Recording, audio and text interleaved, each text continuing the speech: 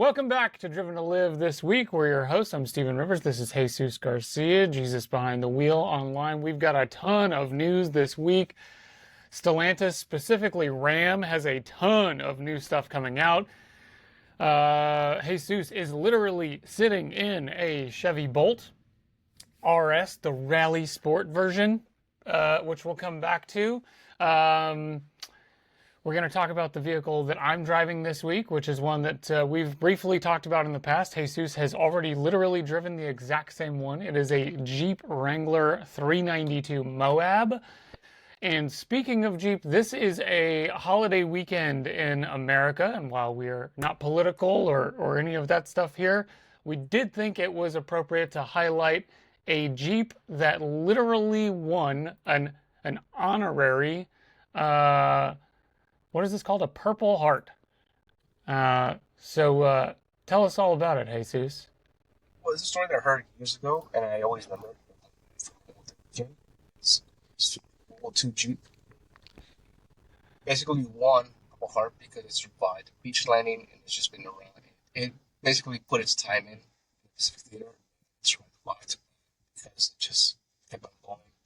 It kind of, in a way, it represents the entire village Jeep in general for what they did do, but they kind of this particular model honoring heart, or basically surviving combat situation. Called faithful, it's shot up, it's a shrapnel, just kept on going. It went through hell and back. That's a lot of people do. I love that. I love that. It makes sense. You're out there, trenches are fighting, tend to gravitate towards whatever equipment is keeping you alive. Which in this case, it's just a plucky little Jeep. And given that Jeep celebrates its 85th anniversary this year, better believe they are never going to let you forget that they served in World War II or made the Jeep first, but semantics. Case in point. I don't know how many of our listeners or watchers will know that there's also a Ford Jeep from the similar era. Jeep was not a Jeep the way that we know it back then. But it was simply a piece of military equipment, basically. Yeah, it was just a Willis and it was a Ford.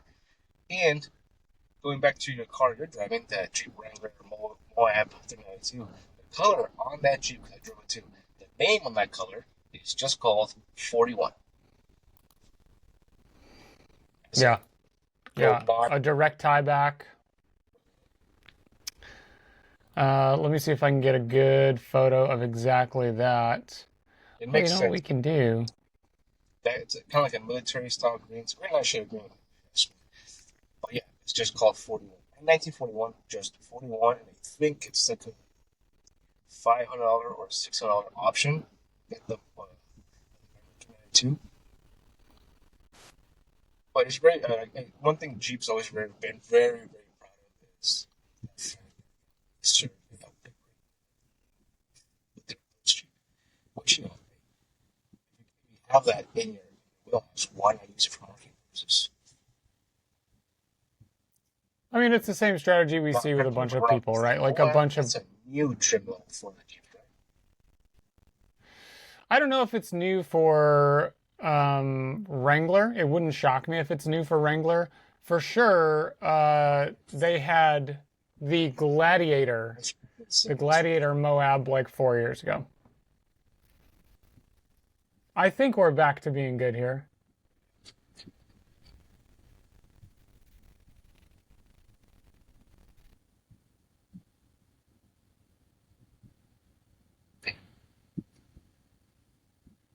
Well, Steven's gone, so we're fine.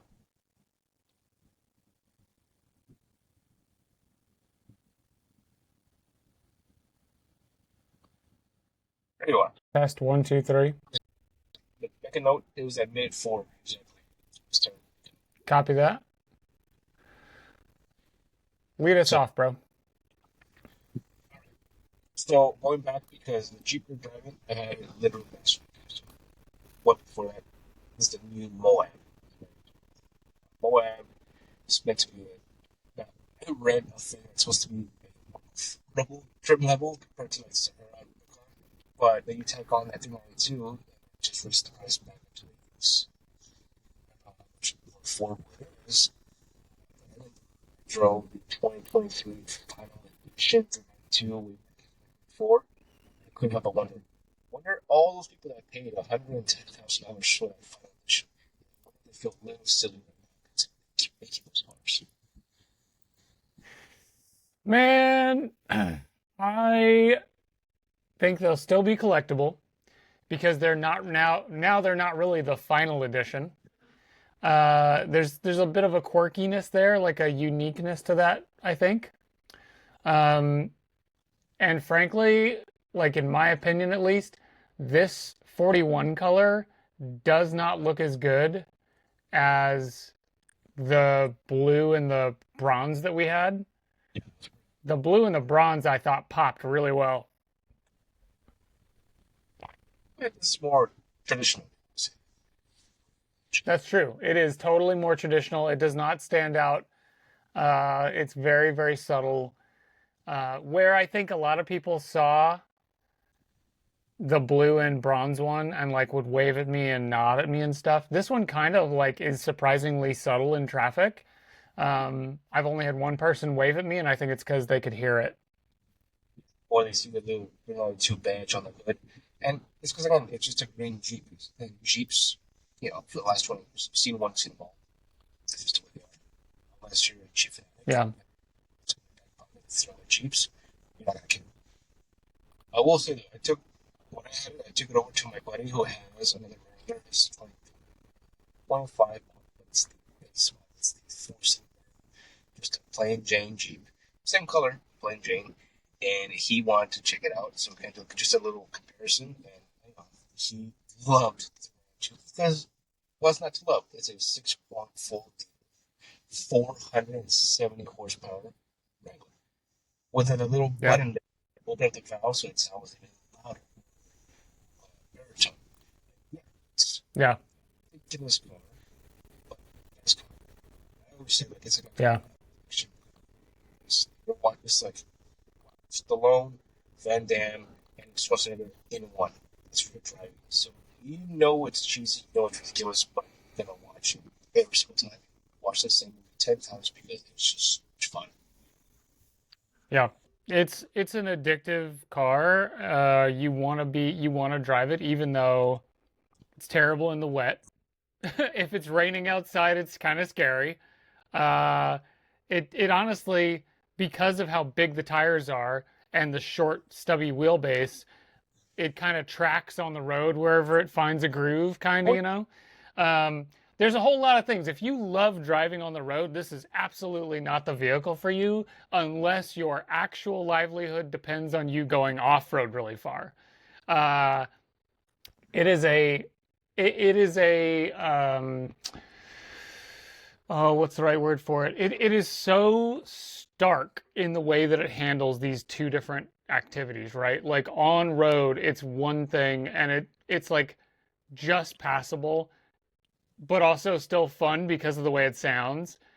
And then off-road, it's like the ultimate go anywhere, do silly stuff, have fun. Like it's really enjoyable.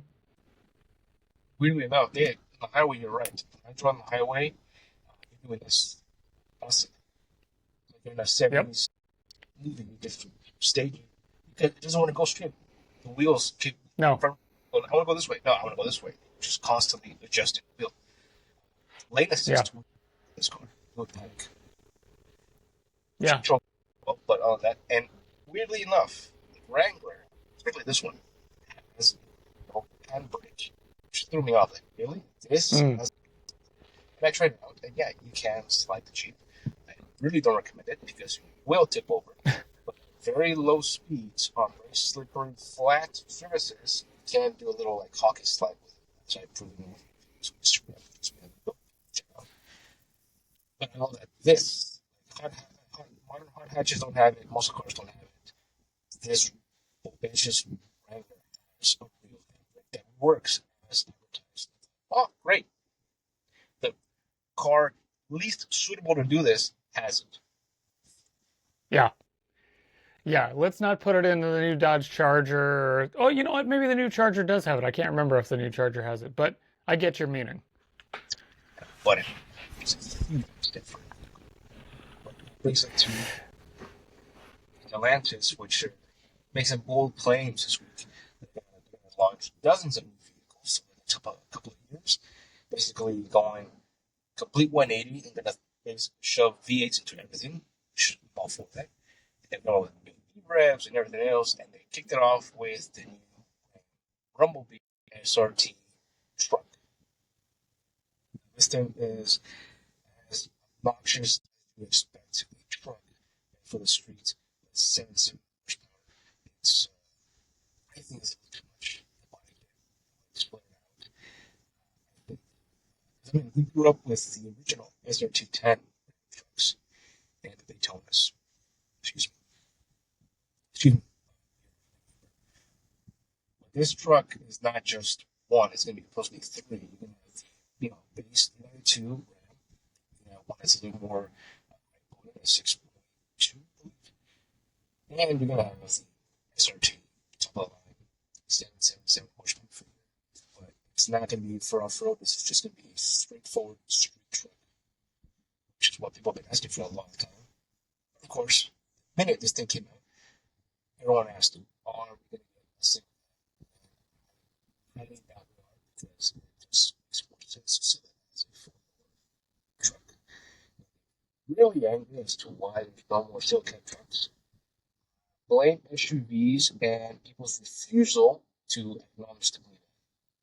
Because without that, people just want to use a truck as a family vehicle, which means people want to buy four doors. It makes more sense to buy those. And totally killed off bench seats and single cabs. So don't blame manufacturers, blame everybody who refused to buy a minivan and chose to buy a truck instead. I don't know. I'll push back on that only to say that I think auto manufacturers, all of them, they will sit back and they'll tell you and me when we go to these press events, they will always say, well, we're just, people wanted more interior space, so we're just following the market, right? But the reality is that a lot of times they lead the market. They're the dog, the tail wagging the dog, right? Like they know, hey, if we can sell more crossovers and SUVs, that's more money and more margin for us. And so we're going to make crossovers and SUVs cool. Hey, trucks don't have to pass EPA standards. So guess what? We're going to make those cool too. And then here we are in this place where they're like, hey, look, you don't need two vehicles. You can have your work vehicle and your family vehicle be one truck that's $90,000. And so, you're not wrong in that we love enthusiast vehicles. Like, I mean, frankly, if you look at the old SRT10, to me that looks 10 times better in pretty much every way. It's it's so much sleeker. It's so much more focused, But you and me both know that enthusiasts never buy as many cars as automakers wish we would. Well, it's not that we can't. It's that most of the time we just can't afford it. Story of our lives. That's the thing. You're totally right. You're totally right. But yeah, I mean, we'll see. I certainly hope it is wildly successful. I would say that in general, it looks similar-ish to the SRT10. I would love a little more rake on this, a little lower in the front maybe. It's a little tall for my taste. Or just make that back wheel a little bigger. Yeah. So I'm going to turn on the EV because it would just leave it pendling. It panics and turns off. Speaking of the EV, tell us about the EV, Jesus. All right, so this is the return of the Bolt. It's been away for about 4 or 5 years. It's now back. It's just a base. It's a front-wheel drive, single motor. But it does provide really good performance. Like it does have 260 miles of range. It can use Tesla superchargers, but it does come optional but you can get it with adapters for other fast chargers. It's really interesting because if you look on the page, it comes with different charging packages. So if you just want each one adapter, you can just buy one, or you can get the entire premium package, which includes all the adapters and a home charger that is bi-directional, which means you can plug it into your house, you can charge your car, in case of emergency, there's no power in your house, but the car has battery, you can use the car's battery power to charge to basically power your house. So it's a bi-directional. Or same if it's the same $1,000, and just buy a home charger that just charges it. So it's bi-directional. But more to the point, besides the EV stuff, it's just a small compact car. It's very nice. It's quiet. Not just quiet, but it makes no noise. It's wide on the highway. It's well insulated. Plenty of space. Lots of room in the back because it's got flat floors. The rear cargo space is really nice because you have a decent amount of estate and a nice little hidden hatch, which otherwise you could fit a shotgun sideways. So it's wide enough to fit firearms or full size spare tire. Charging is faster than you expect. I have not used a super just because fast chargers and it's faster than you expect, which means technology is improving. But driving this, I couldn't help but think, why did OEMs focus on this first? Because when they started making the big wave, we're going to go full electric. Great. They, instead of focusing on small cars, they went immediately to like cars, SUVs, pickup trucks. We didn't buy them because way too much, way too expensive, and it wasn't worth the benefit of the cost. Instead of focusing on small economic city car, which is what this is. And now, 10 years later, this finally works. You can use this car. It's got enough range to last 2 or 3 days on a regular commute before charging. It's got plenty of space. It's powerful enough. It's got 210 horsepower, which is not a slouching. 0-60 in 6 to 7 seconds, which is perfect. Keep up in traffic, no problem. It looks good. Will it seriously do it in under 7 seconds? It says 6.8. So it's just, you want to feel the difference, but it's peppy enough because it's EV. It just suits real nice. The orange. I just want everyone to hold on. Let's pause for just a second. Sorry, I know I didn't tell you I was going to do this because I didn't know the 0 to 60 on this thing. I just want everyone to recognize something. This thing is, your test car is what, like 36? Yeah, with options. 36 with options. So this is like a fully loaded little Chevy Bolt, which, to be fair, is not luxurious or like it's not fancy. There's nothing crazy fancy about it. But I just want to be clear about this. It's doing 0 to 60 in under 7 seconds. I was just at the Lexus event a week and a half ago. I can't remember for sure, but I'm pretty confident that at least 2 of the 3 trims that are going to be available at launch do 0 to 60 in over 7 seconds. If you want to know how little Lexus cares about performance, there's your answer right there. Because the hybrid and the base EV can't touch a Chevy Bolt. Well, I would assume they give it just a bit more all the bolts. You think they were like, hey, we didn't call it the Dolt. I mean, it's got 210 horsepower, which, a few years back, they would have made this up. I know it's just a regular commuter car. But, the RS, you do have a sport mode, which doesn't really, you can't really tell the difference, just because it's an EV. It's the same acceleration, so it doesn't make a vast difference. Does it tighten up the handling at all? Maybe that's it. Makes it a little bit stiffer. It's not really the thing, and you can't adjust the generative braking from sport to switch. It's way too harsh. You don't have that cool little generative braking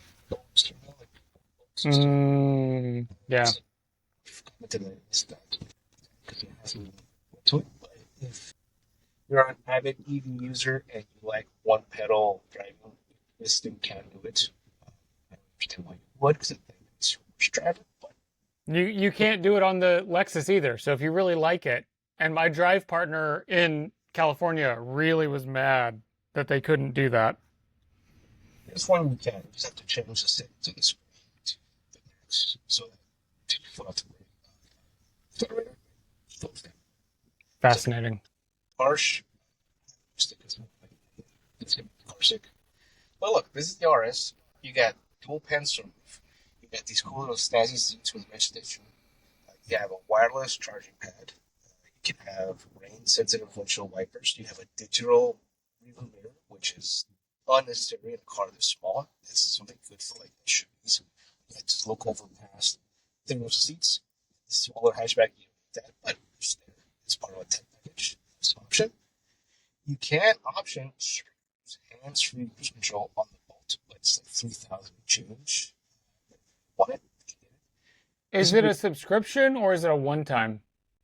Let me double check on the actual site, but I do know that I saw the price 3,000 change. It's fine. Yeah. It's a subscription now. It's just cruise control price. I don't think it's necessarily small. Is it on there? Do you know if it's on there? This one, it isn't. It doesn't have it. It's not optioned. But then you don't need it. It still has regular cruise control. It's fine. It's got lane assist. It's just fine. It's just you're not gonna save your money. You don't need to have $3,000 to the MSRP just so you can do this. I do agree that nobody needs it. I would say that if you are a parent, like let's say you're a parent and you're buying a car for a kid who's not very good at driving or hates driving, I can see why I personally would put Super Cruise on there only because I wouldn't trust my kid. Frankly, I wouldn't let him drive at that point. But that being said, let's figure out how much it is and if it's a subscription. So RS. the kid, he needed hands-free from the drive. You know, it's supposed to be smooth. Right. Oh, dang, dude, it adds $44.50. That's too much for a Bolt. It makes sense if you're option on like a high spec Denali for road suburban or a high spec up front. Yeah. Well, kind of a car like this, regular control is more than. I will say this as a person who, have you tried Super Cruise before? Okay, so you and me have both tried it. I've got to enjoy it on the Cadillac Escalade IQ and on the old GMC Sierra when it first came out. And I thought, like, as hands-free driving system goes, it's pretty dang good. It'll overtake people for you. It'll use its turn signal. The fact that it will do all that without any intervention whatsoever is pretty awesome. If you're doing long haul drives, it can be really nice. But as we've seen in the news plenty of times, that can also lure you into this sense of overconfidence. Yeah. So that's something to be mindful of. Because I've said it, easier is always better. If you have a car, so let's say you're driving your person, your license, and you're in a car that you can do one pedal driving. You don't need to beep you if you get too close to the blind spot. Windshield wipers turn on by themselves. It has the hands and cruise control. Well, you're not really a driver. You're just a passenger in ways. It's in the driver's seat. Mm. Get to a slightly older vehicle, let's say anything pre-2019, you're not going to know how to drive that car. It's going to be bumpy, which is why I'm opposed to all these so-called conveniences, because, yeah, they're convenient if you're already an established driver. It's a little easier. But if you're a new driver and this is what you're starting off with, you still have a long way to go before you call yourself an actual average driver, because you still don't know how to control a vehicle, because you're still playing with handicaps. You're still writing with training windows. Fair enough. I totally get that. Just a correction on my previous statement. It's not $44.50. It's 4450 if you have no other options selected. If you do have some options selected, it's only 3255. 4450 was because it had to add. A lot of these automakers will make it so that you can only get one thing if you get something else, and that's what was going on there. It's also worth noting that the 3255 of the actual Super Cruise only covers you for 3 years. So you're basically paying, what is that, 1050 or almost 1100 bucks a year to have it for the first 3 years, but after that it'll stop working and you'll have to start paying for OnStar Super Cruise, however much that ends up being. See, that's a detail they never mentioned in the commercials. Enjoy Super Cruise until the subscription runs out, in which case you're not allowed to enjoy it. Which, don't get me wrong, I get there's a balance there, right? Like, they're running software in the background, they're running servers, there is some cost to GM on the back end to let you use Super Cruise. I totally get that. I think what I'm frustrated by is there literally no way to get the car to use Super Cruise with no cellular connection? So, like, what if I'm just like, look, I don't ever want an update. I'm good. It runs great for what I need it to do. I don't ever want you to update it or supply a server side anything. I just want this to gather GPS data, run inside of the CPU on its own, and then be good to go. And they will not sell you that. That is never going to be, or at least probably not ever going to be available. Okay, because how are they going to steal your data? Yeah. It's all about how are they going to sell you more media if they're not constantly updating and feeding you more information for the safety of course. So they can. It all comes down to but it does bring up the consumer standpoint. All right, someone sees this Chevy Cruise with screws on it 4 or 5 years down the line when it's at a used car lot. If it's equipped with it, because Super Cruise means that it's got to have a different steering wheel, because the Super Cruise vehicles have a little LED light bar on the wheel to let you know green means it's ready to go, red means put your hands on the wheel, yellow means it doesn't really know the roads, whatever it is. So what's going to happen when the car is 5-6 years old, maybe with 60,000 miles, whatever the case may be? It's like, yeah, it has it, but you can't use it. Makes me think of a story that I know you pinged me about this past week. You and me didn't talking about this here on the podcast, but I thought, hey, no better time. There was a guy this last week who, or about 10 days ago now, who decided to rip his modem and GPS out of his 2024 RAV4 hybrid, and he brings up all the same concerns, right? Like, worry about, automakers tracking where you're at, selling your data, all of that good stuff. And he took the time to write something that evidently will take about 14 minutes to read, where he rips out everything that could track him. And I'll be real, it's a lot. And you have to really be committed to this idea if you really want to do it, because he's pulling apart the shift boot and the shift knob. The Bluetooth is no longer going to work. He's tearing stuff apart. It's kind of crazy how deep he goes. It's definitely a weekend project.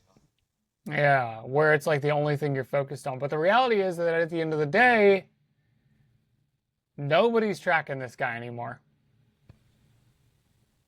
As far as I know, it's just a car from a magazine. Yeah.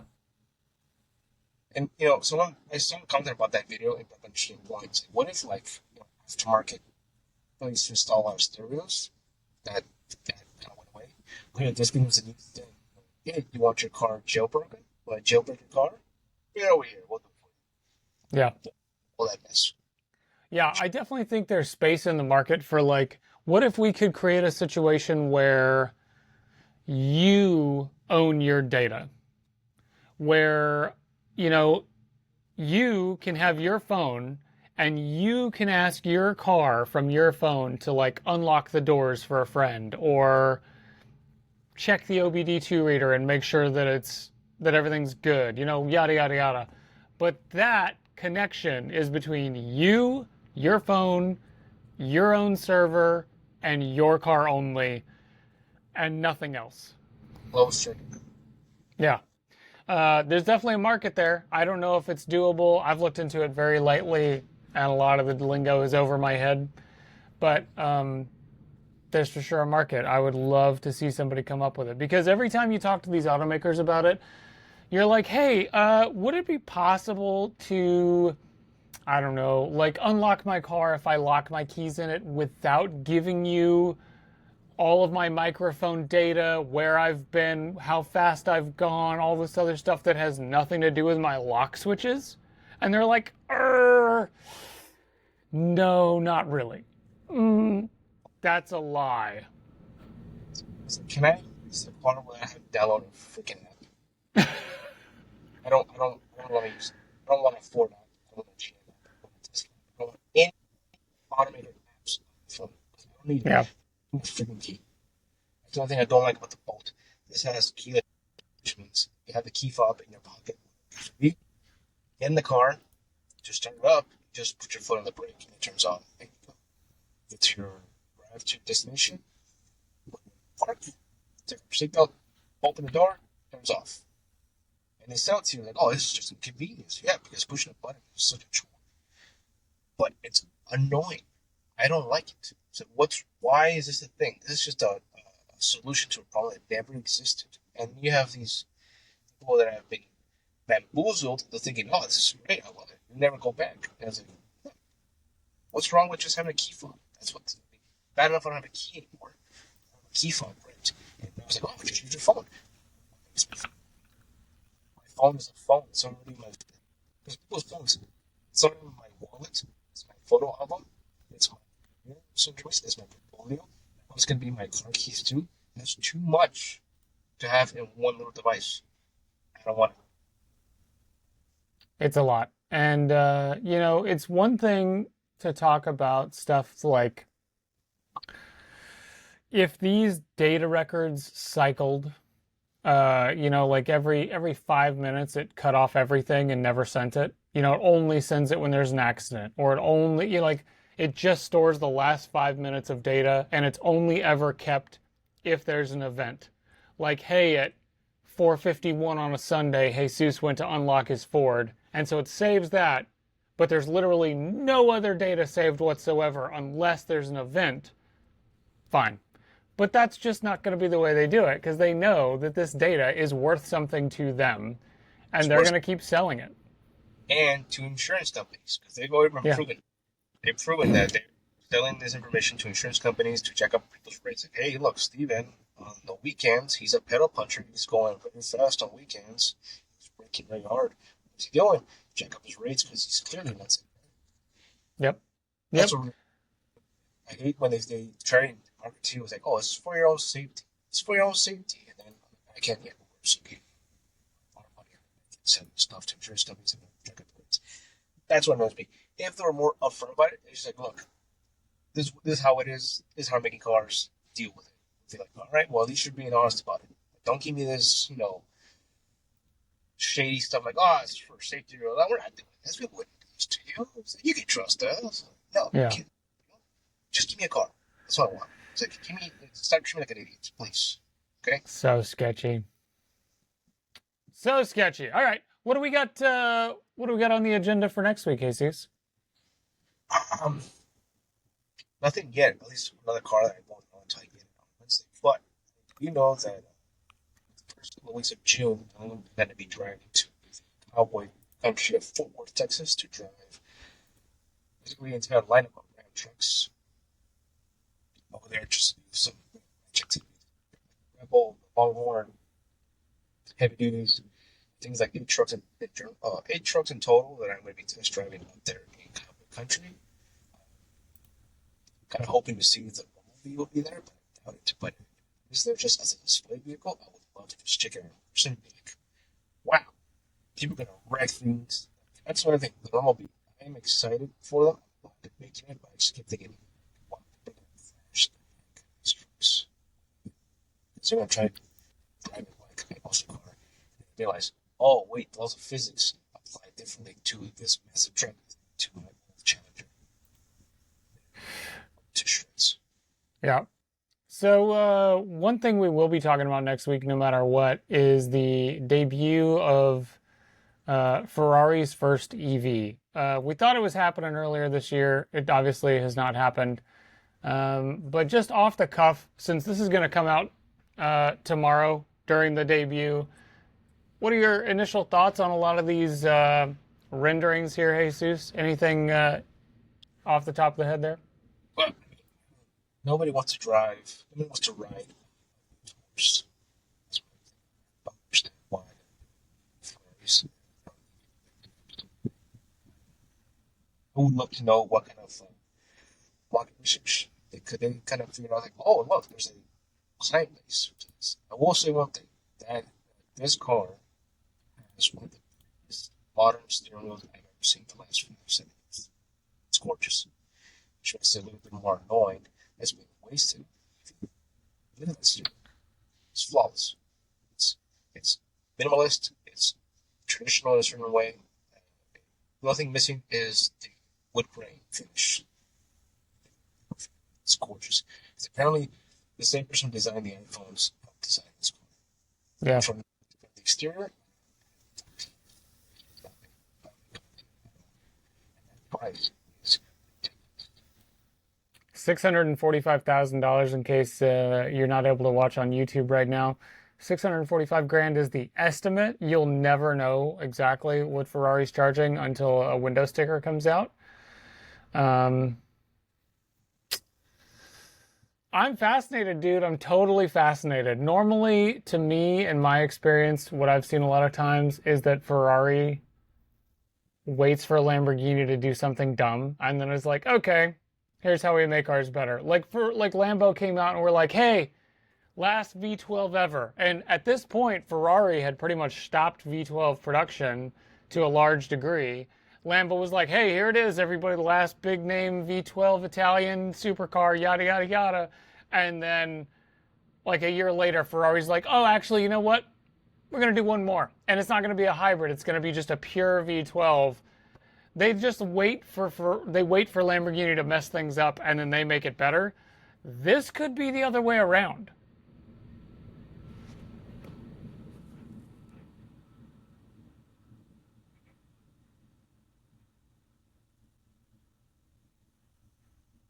So, yeah.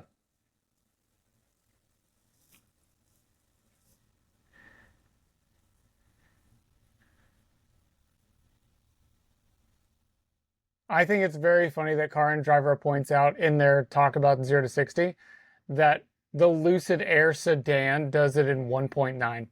So you're going to pay 3 times as much for half of the car and be slower.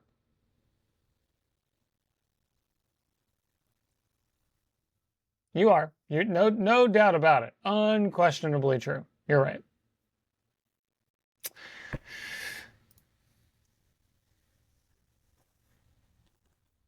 Yeah, you know what? I like the 456 and the FF. I think both of those would be super dope to own in real life. FF is practical. And if I remember right, doesn't 456 have a V8, or I'm sorry, a V12 front engine?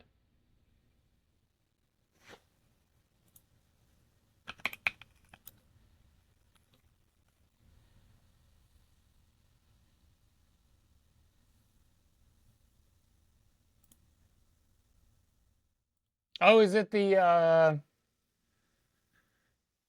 new Esprit?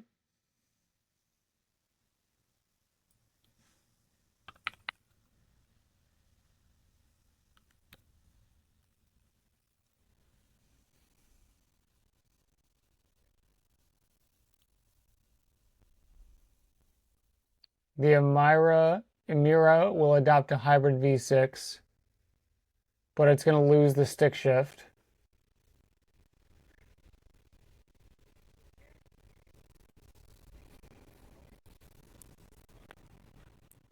That'll be interesting.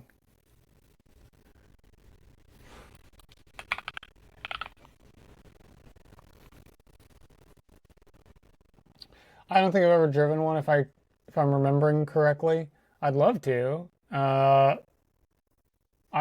I've been inside of an Esprit and I just can't fit.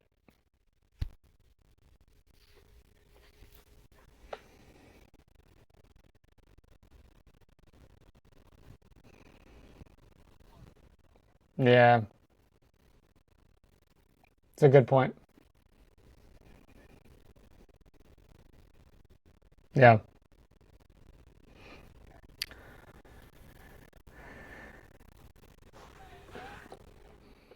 And I can see that, right? Like if it like your basis is very light, and that's hard to find, right? Like you're basically in Miata territory, but you're mid-engine, so you've got space and a structure to do something a little crazier.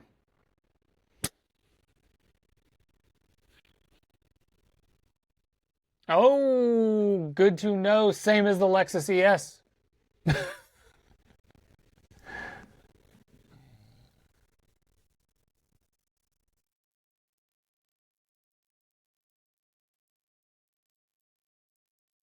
Yeah,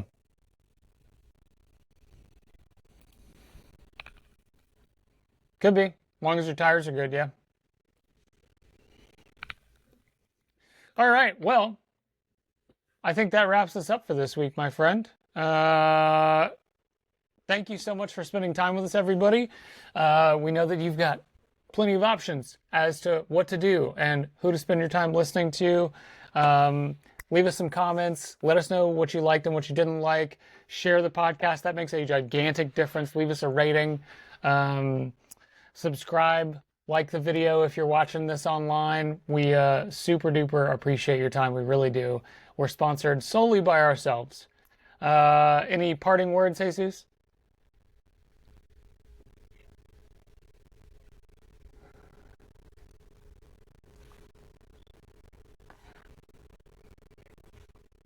Make them sweat. No joke this week. Anybody out there who knows about Mercedes, the small G-Wagon that's coming out, there's going to be one with a gas motor specifically because Mercedes said customers at dealers made it apparent this is what they wanted. So if customers at dealers are saying, I don't want to give you all my data, I'm not going to sign up for that, which, to be frank, is not said enough lately, it seems. Very few automakers are even listening in that direction. Who knows? It could make a huge difference.